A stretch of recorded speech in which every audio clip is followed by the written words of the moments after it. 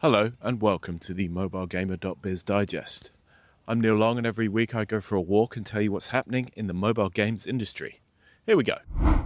The big one this week, certainly in terms of readership, was Google Play opens up billing options and lowers store fees from June 30th. This is a blog out of Google Play from engineering VP Paul Feng, and it mostly reiterates the announcements that were made back in March when Google and Epic settled their ongoing legal disagreements, and suddenly Google also lowered its fees and introduced a few different tiers and schemes through which developers can reduce their store fees a little bit further. Essentially, in real terms, everyone's getting a store fee cut. For developers in the US, EU and UK from June 30th onwards, store fees are going down to a minimum of 10% for smaller devs not making more than $1 million, up to 25% for in-app purchases in existing installs. Essentially, if you do nothing and you are using Google Play billing, your store fee goes down from 30% to 25%. If you're using alternative billing, web shops, etc., your fee goes down to 20%, but then of course you are paying usually 5%-ish to the web shop or other payment provider. So roughly it'll work out at 25%. It is 20% on new installs. And then again, if you're using an alternative billing provider, you can add their fee on top. So it'll net out about 25% again. Subscriptions is different, 10% plus billing fee if applicable. And then you've got the extra wrinkle of this level up program, which I've tried to summarize in a clear and concise way, but it is quite complicated. Essentially, to qualify for this level up program, you need to implement Google's Play Games Services V2 SDK, Google's AI-powered Sidekick functionality, its reward system achievements, cloud-safe services, and it appears you need to also sign up to Google Play Games on PC to make your game playable on big screens, as well as aligning with various stability, performance, and graphics standards as set by Google. This level up program, to add further complication, is rolling out in Australia, EU, UK and US in September 30th. So after the new fees come out, and then from December in Japan and Korea, rest of the world September next year. There's also a glimpse in that story at the payment user flow as well, which I have not seen before, so I included that in the story too. So yeah, those Google Play store fees will be lowering from June 30th in the major Western markets, other markets in the next few months. So it's happening, but in real terms, it will probably work out as a 5% cut for most people with caveats. I had good fun putting together this Kingshot story, which ran on Tuesday, right in time for the incredibly boring England game against Ghana, which ended 0-0. But some England players have been on TikTok and other social platforms advertising Century Games' Kingshot. Those footballers include Harry Maguire, Michael Owen, John Terry, and then for whatever reason I was also getting served Brazilian footballers as well: Gabriel Jesus, Jorginho, Marquinhos, Thiago Silva. These are guys who have played for Chelsea, Arsenal, PSG. And it seems Century Games is leaning on World Cup fever to push Kingshot to my demographic, which is mid-40s dads. So, yeah, you got me. I think these are quite funny. The delivery from the English lads does leave a little bit to be desired, but the Brazilian footballers bring the right amount of flair to the delivery of the script. Century hits on the usual bullet points, strategy, no ads, that kind of stuff in the adverts. But more to come on these, because They're quite fun to put together and people like reading them. Keep an eye on the site for more. This AppsFlyer news is interesting, isn't it? I will admit the marketing side of the mobile business is not an area of deep expertise for me, but let's try and explain it anyway. Google, Unity, Meta and Moloco have partnered up to invest in AppsFlyer. The actual figure invested was not revealed by AppsFlyer itself. Instead, that story seems to have been given to Axios, who estimate that it's a $1 billion investment. The theme in the press release seems to be that AppsFlyer will remain neutral and independent in order to maintain the integrity of its data and its services to marketing types across the mobile games industry. The fact that Google, Meta, Unity and Moloco have ganged up across the divide to invest in AppsFlyer suggests that, as online commentators like Eric Seifert have stated on their blogs, AppsFlyer is a really foundational part of the marketing side of mobile, and this may well be a play on the part of those tech giants and ad giants to keep AppsFlyer independent and maybe beef it up a little bit in the face of the overwhelming dominance of AppLovin. But we'll see. Like I say, I'm not a super deep expert on the ins and outs of mobile game marketing because it's a complex world. But yeah, AppsFlyer, a very successful business already. An extra $1 billion is going to help it accelerate innovation in AI-powered ad measurement, advanced cross-platform attribution, and continue building a measurement foundation which supports autonomous marketing and agentic workflows. So yeah, $1 billion for AppsFlyer. Nice work if you can get it. One that I published on Monday but broke through gamedeveloper.com on Friday is Kabam's LA office being consolidated. Kabam have been in touch to say the LA office has not been closed, but did not confirm the number of layoffs being made there. As I've said on this podcast many times, you just need to be clear and remorseful. If you are making layoffs, say how many people are affected and in what parts of the business and why. Say sorry, wish them all the best, and that story is done. People will move on. But the more studios try to obfuscate these job cuts, the more confusion it causes, and frankly, the worse you look. If you are trying to stop this information getting out there and refusing to confirm the number of layoffs or what exactly has happened, then it is no surprise that this causes further confusion.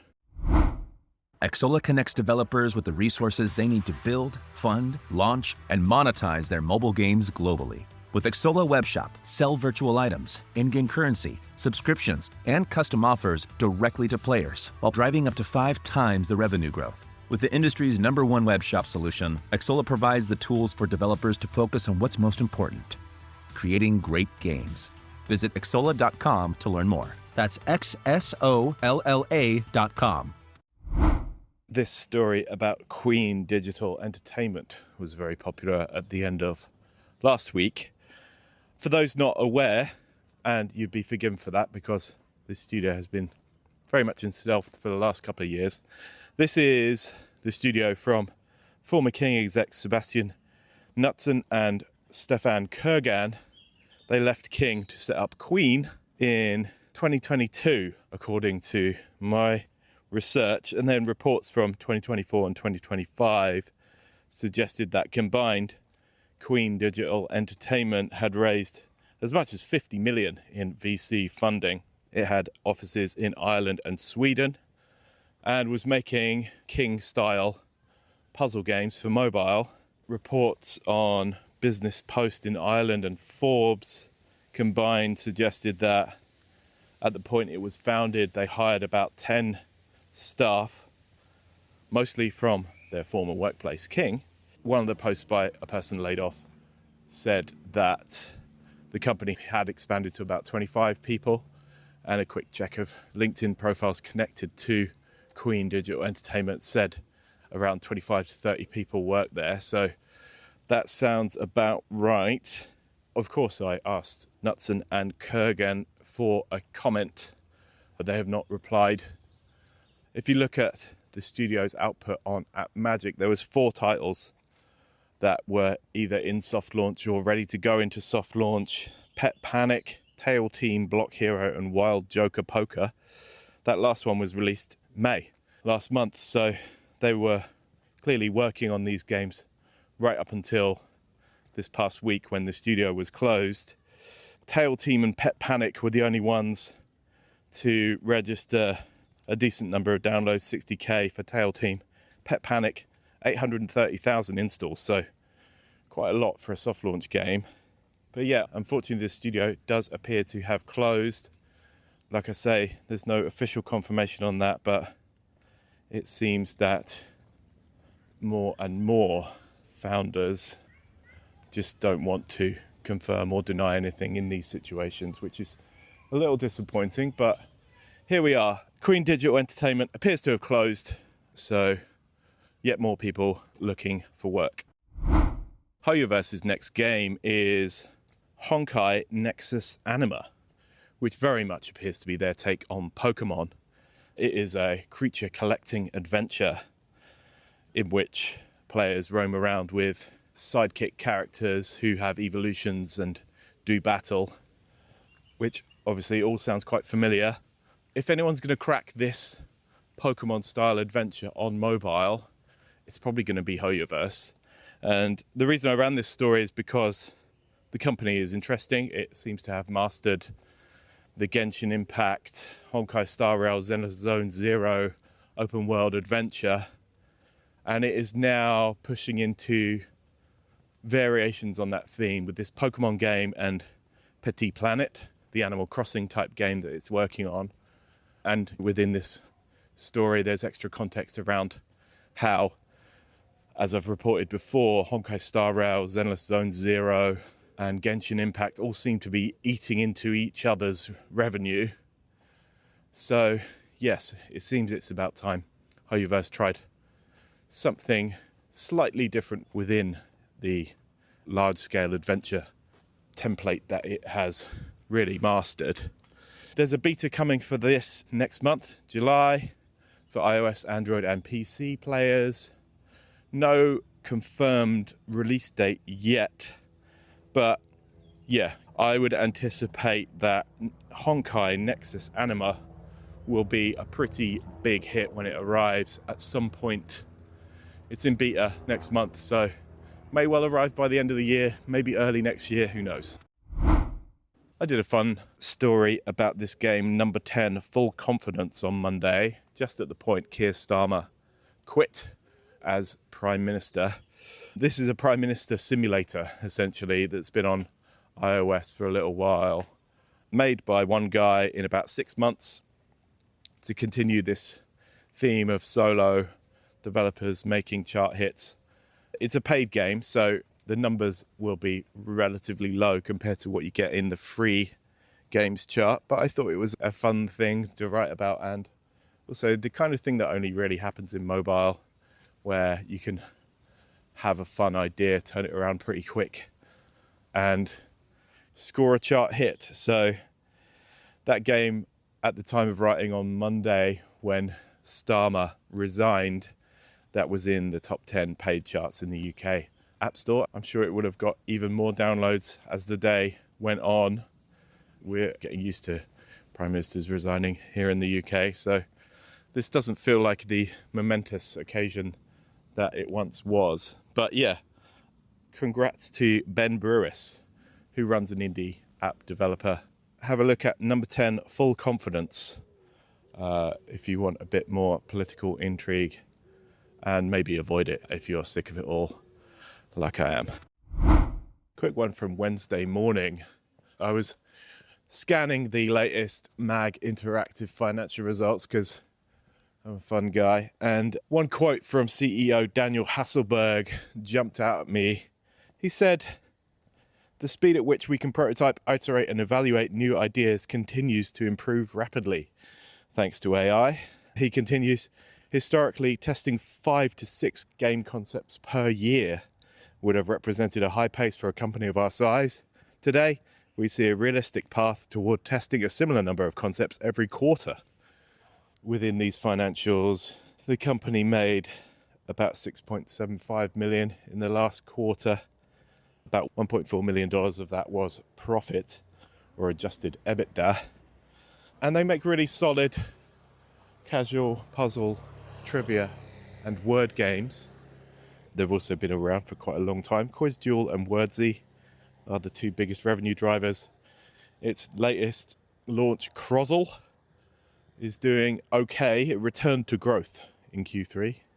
So I think there was maybe a post-launch lull for that one. But yeah, interesting that smaller or mid-sized companies like Mag are seeing results from these AI tools coming online, helping to fuel that narrative that hopefully games will be faster and easier to make in the future as a result of this tech. But that obviously comes with the caveat that this was within some financial results and may have been aimed at investors, just to tick that box off. But interesting comments nonetheless, I thought.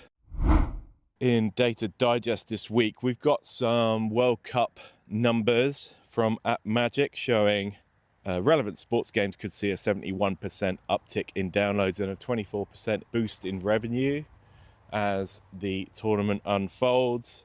That is all based on what happened last time for the 2022 World Cup. But yeah, EA Sports FC Mobile mostly benefiting from that one, although it seems the game Soccer Superstar also scooped up a fair bit of interest for the last World Cup. But there's also a note on Gossip Harbour, Royal Match and Coinmaster, who are really juicing the football-related live ops at the moment. A new report from GDC and AppCharge states that the direct-to-consumer market is worth $17 billion. More stats and figures and thoughts and feelings on people using direct-to-consumer in the story. Epic has paid out over $1 billion to UEFN creators since the platform launched in March 2023. There's Maze, AdCharts, Vita Mahjong and ZenWord leading those. Rush Royale hit $500 million in lifetime revenue. Kinoa, a data and monetization platform, raised $10 million. There's a report on Google and Apple's removal of 2.2 million apps for security reasons last year. Desert DIY, 150 million lifetime downloads for that one. And Nexon is investing $163 million into new studios in Korea.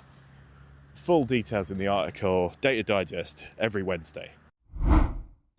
In soft launch, Zynga is testing a dice rolling board game, which looks a lot like Dice Dreams, Monopoly Go, and so on. Sega has reworked Sonic Blitz into more of a character collecting RPG battler type thing. Before it was more like a card collecting game. There's another roll it game in there that's worth looking at too, as well as the usual suspects from EA, Playrix, Century, Miniclip, and many others. And then in new games, last Friday, you got Pokemon Champions, a new Kingdom Rush game, a new Barbie game, new soft launches from Century Games and Miniclip.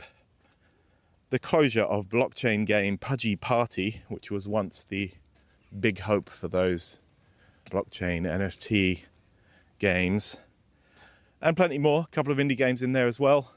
Have a look at the site for more details on that. New Game Digest every Friday, soft launch update every other Monday. This week's Jobs Digest, very busy. Moves at Lego, Supercell, AppCharge, Tilting Point, Super Evil, Megacorp, Scopely, Rovio, Zynga, Play Ventures, Fortis Games, Wooga, Tactile, Dream, Crazy Labs, Nordeus, King, Trailmix, Zebedee, Papaya, Pickpock, and SciPlay. I'm not going to run through all of them here. You'll have to check out the article. It's called Jobs Digest. It runs every other Monday. And that's it for this week. Thank you for listening. It's very hot here. Goodbye.